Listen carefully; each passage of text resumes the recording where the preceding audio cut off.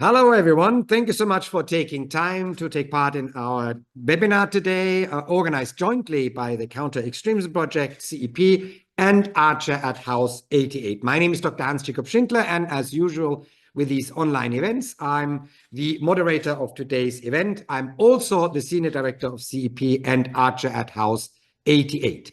It's fantastic to see so many participants and, as far as I can tell from the name, quite a few returning participants in our events. I really am grateful that you take the time. As you may know and have seen from the invitation, today's webinar is part of a small program of events in honor of the Holocaust Remembrance Day and the March of the Living in Auschwitz. And I particularly would like to welcome the participants who are currently in House 88 in Auschwitz and are watching the webinar via live stream from the house. It's truly an honor to have you with us.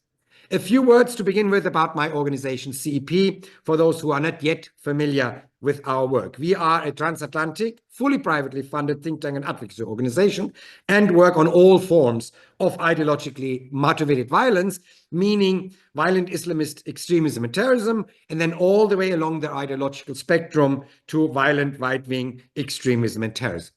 Our headquarters is in New York, and our European office at the moment is located here in Berlin, where Alexander and I am. And we have colleagues who work for CEP in Washington, D.C., Austin, Texas, Madrid, London, Munich, and Oświęcim, Poland, better known by its German name, Auschwitz.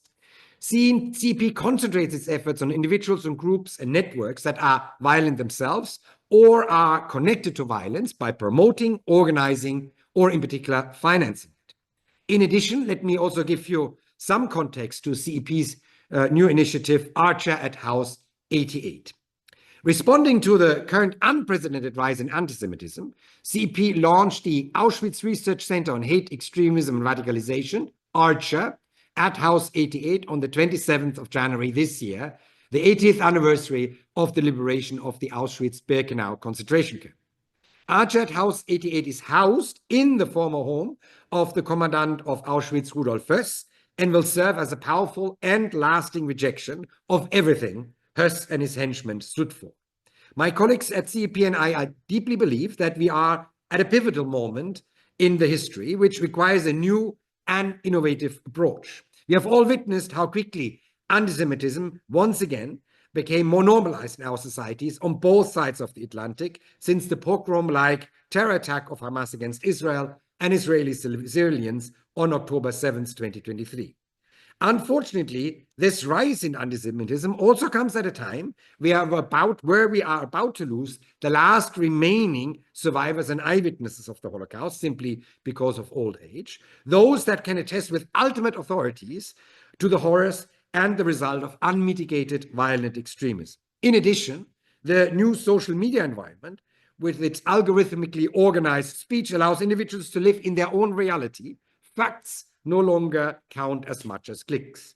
This not only greatly facilitates the growth of extremist, conspiratorial, and anti-Semitic narratives, this social media environment also allows for a much faster, deeper, and effective radicalization of individuals and very much promotes violent behavior.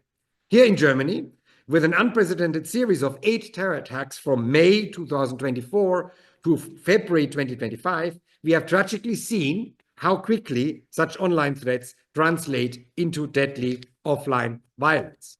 Furthermore, the possibility for individuals to live permanently in a warped information environment on social media will likely transform Holocaust denial, distortion, and transfer from fringe phenomena of the social and political conversation to issues that will occur regularly. Combating anti-Semitism, extremism, and terrorism will therefore require a far more deliberate and targeted approach than was deployed so far. This is what Archer at House 88, the new focal project of CEP, will do.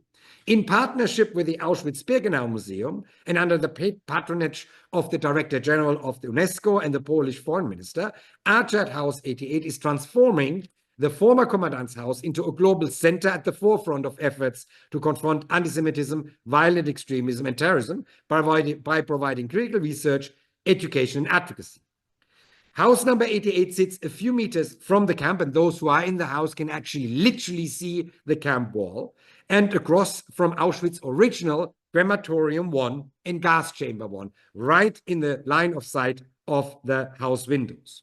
The Höss family described House 88 as a paradise, constructing gardens, pools, bath, a stable greenhouse, and sauna, all adjacent to Auschwitz. This ordinary life that the Höss family lived at House 88 was the product of a society that embraced extremist ideology, enabling its citizens, including us, to look through and pass the monstrous act performed in its services. And from the house, they literally had to look through what was going on in the camp. Archer at House 88 will work to stop this normalization of extremism by making use of its legacy to educate and equip policymakers, practitioners, and the general public with strategies to combat anti-Semitism, extremism, and terrorism. The work of Archer at House 88, similar to what the work of CEP already is, will focus on 5 key areas. First, the Global Terrorism and Extremism Database. Archer at House 88 will work to revolutionize online content moderation, disrupting anti-Semitic extremism and terrorist content under the leadership of the CEP senior advisor, Professor Hani Farid, one of the foremost authorities on this subject. Archer at House 88 will also house the already existing and will expand this existing comprehensive global database of anti-Semitic, extremist, and terrorist content of CEP and leverage AI tools to proactively and systematically identify and notify moderators of anti-Semitic, extremist, and terrorist activity in the online space. Secondly, research and trend monitoring. Archer at House 88 will collaborate with partners, law enforcement, policymakers, and stakeholders from major relevant institutions, leveraging their specializations and ensuring that Archer at House 88 becomes a space where different sectors addressing anti-Semitism, extremism, and terrorism and radicalization can meet, learn, and build trust and understanding by sharing insights and jointly testing new approaches through in-house research, regular panels, and seminars. Third, education and training. Archer at House 88 will also sponsor research fellows, doctoral and postdoctoral students, subject matter experts, and other specialists from think tanks, universities, and research institutions, as well as practitioners and policymakers on the continent. This work will inform training on best practices, threat identification, and de-radicalization strategies for frontline practitioners, civil society leaders, and public groups. Fourth, policy advocacy and biannual event for combating extremism, hate, and terrorism. Archer at House 88 will organize a biannual event for combating extremism, hate, and terrorism with a special focus on policy approaches. My colleagues and I will work to ensure that this event will become a multidisciplinary forum that will bring together and connect world leaders, policymakers, corporate leaders, philanthropists, and other stakeholders to discuss and raise global awareness of the risks posed by anti-Semitism, extremism, and terrorism, and to jointly develop strategies to advance whole-of-society approaches to this issue. Finally, and this is something that makes Archer at House 88 unique and different from CEP, Archer at House 88 will not, of course, memorialize Höss's atrocities, but serve as a symbol to encourage reflection on the consequences of hate and efforts to combat it. Through both visiting and permanent exhibits, we will emphasize the victims' experience and powerful messages for creative dissent, including through asking visitors to bear witness by taking photographs through the eyes of Laura Sternfeld, a lens mechanic employee and an employee of a prominent Berlin lens company who was murdered at Auschwitz-Birkenau during the time of Höss's command and whose lenses were similar to those that CEP has acquired for the project. And secondly, through listening to the music composed at the camp by its prisoners as a symbol of resilience in the face of hate. Spaces will also be made available for movie screenings, cultural programs, and other events related to Archer at House 88's mission. Already before the launch at the end of January this year, the programmatic work of Archer at House 88 had already commenced. A first project is the CEP EU-funded Threat Observatory for Monitoring and Countering Anti-Semitism and Anti-Gypsyism in Central and Eastern Europe, TOMCAT. TOMCAT identifies and confronts contemporary threats of anti-Semitism and anti-Gypsyism in the Visegrad 4 countries, which are Hungary, Poland, the Czech Republic, and the Slovak Republic. It focuses on profiling responsible actors, groups, and networks while highlighting their scale and depth through verified incidents through analysis.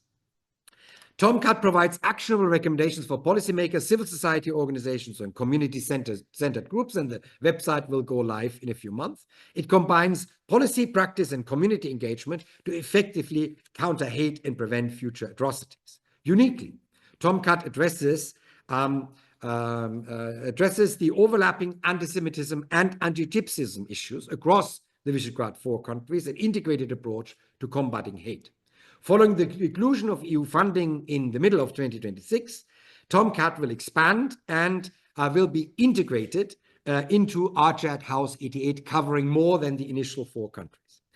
The second work stream is the report which my colleague Alexander Ritzmann, the senior advisor of CEP, will present following my remarks in today's webinar. This report, which was commissioned by the Federal Foreign Office of Germany, highlights the transnationality of organized anti-Semitic networks and provides a range of recommendations to policy stakeholders and decision makers, and will serve as one of the founding research products of Archer at House 88. And the report will result, as you will be seeing in the next couple of months, in a string of events on this topic. The report's emphasis on organized and transnationally connected anti-Semitic networks also demonstrates the strategic methodological approach that CEP deploys in all of the issues that we tackle. CEP works with policy stakeholders and security authorities in Europe and North America to deploy a unique approach, disrupting both the material and financial support networks of anti-Semites, violent extremists, and terrorists along their lines of communication. Archer at House 88 will continue and enlarge this work of CEP. Finally, of course, we aim for Archer at House 88 to become a large and inclusive tent for all those willing to confront anti-Semitism, extremism, and terrorism. We would like to invite all of you in the webinar and everyone who is currently at the House 88 in Auschwitz to partner with us in these efforts. As for the structure of this webinar, following my remarks, Alexander will make the presentation of the report, and then we will have quite some time for a Q&A. But just before the end of the event, I will also invite Jacek Purski, the director of Archer at House 88, who is at the moment physically with a group of Israeli TikTokers and other guests in House 88 in Auschwitz, to make a few remarks.